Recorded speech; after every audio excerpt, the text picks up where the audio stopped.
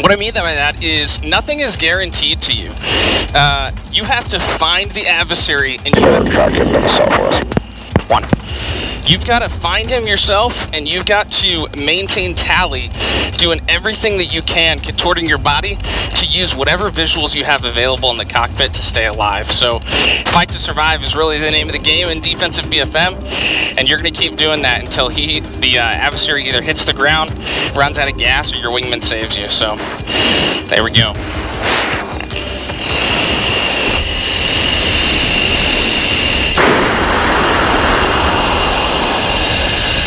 What is the most meaningful sortie I've been on? So the answer I can give you for that is, my most meaningful sortie was probably the first flight that I had. Send me the Jason 1 arrival runway 01 left transition. It was probably the first flight that I had after becoming a 4-ship flight lead. So the progression as a military aviator is you start as a wingman where you're just following guys around, you're learning the ropes, because really the only thing you can do is proficiently, and maybe not even that at the time, is fly your own airplane, let alone lead somebody else.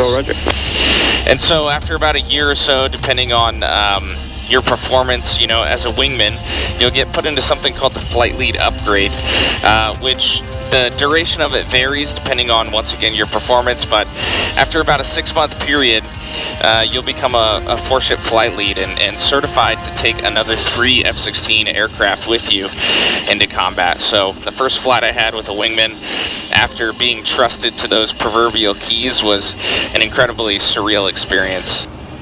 He's ready. Check left. 1, 2. Go. F-16. Right and turn, deep 6. Same flight level 1. Tally. 1. Right and turn. Lights on.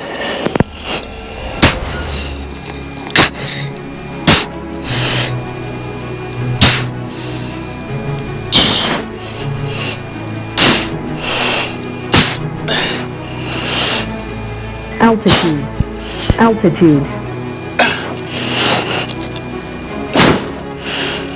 No lead.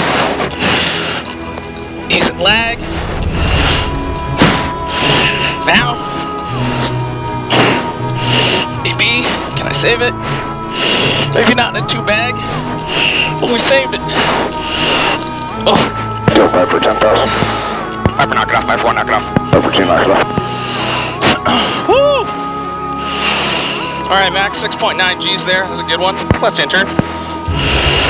Whew! Okay, so you can really see now the effects of G's on the body. You're turning around, you're fighting, and especially in defensive BFM, you have no opportunity to relax. So yeah, I'm curious to see what my heart rate looks like and what the G's look like on that set. Next set, defensive 6K for number 1. Because it just goes to show, not only are you fighting to survive in your jet, but you're fighting to survive with your body as well. So there you go. Ops check 1 is 6.6. Alright, we're going to do another defensive 6K, start at 1.5. See how this one works out. 1's ready. Check right.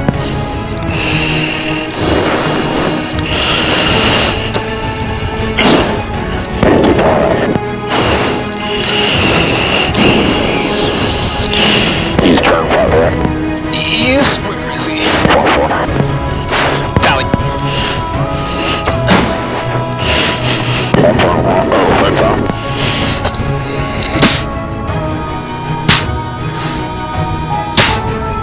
Insert circle entry on time. He's in lag. Okay. Altitude.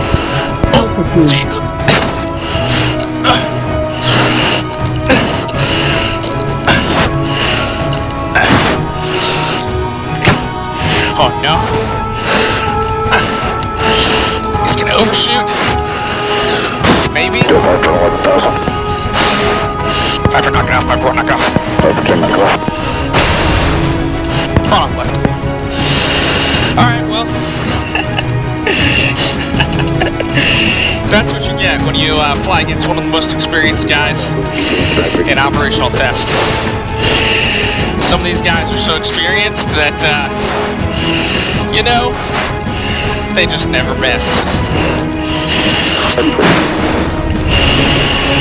Unfortunately, I'm on the receiving end of that, so sometimes that's how it goes. But you know, being trained by the best and the most proficient is the only way we'd want to have it here. Yeah, so this is my office. Welcome to my office. You know, for a lot of guys, you know, working professionals or most of the world out there, you know, they do a 9 to 5. They go to work. They get in an office chair in a cubicle in a building, you know, and do that kind of work. And I'm sure it's impactful and incredible and making a difference in its own way, but you know, this is what I do. 3 left, main secure, stop, 3 left. Pepper 3, runway 3 left, 1030 at 24, goes 28, clear to land. Pepper 3, clear to land, 3 left. Messing up my radio calls because I'm thinking about life.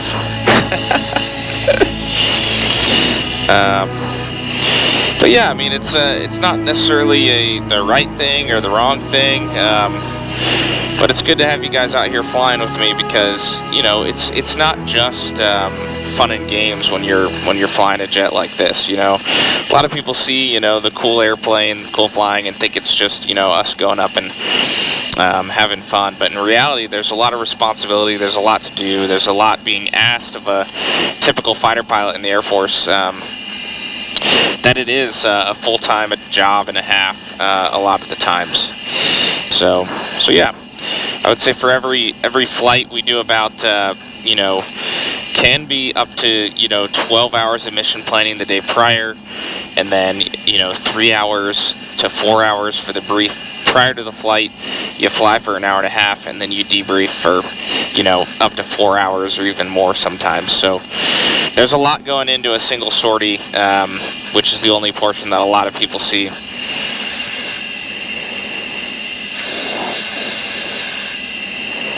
A little bit long landing, a little bit heavyweight. Not bad though. Sweet. It's a good flight, guys.